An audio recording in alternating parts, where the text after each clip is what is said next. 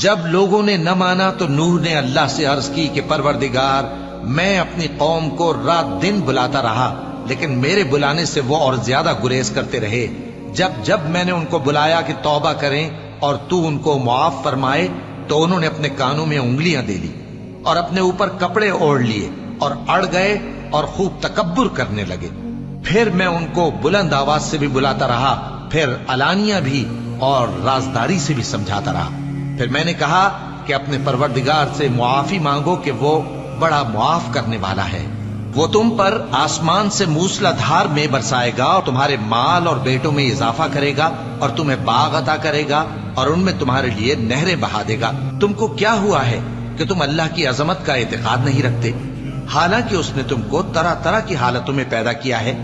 کیا تم نے نہیں دیکھا کہ اللہ نے 7 آسمان کیسے اوپر تلے بنائے ہیں اور چاند کو ان میں روشن بنایا ہے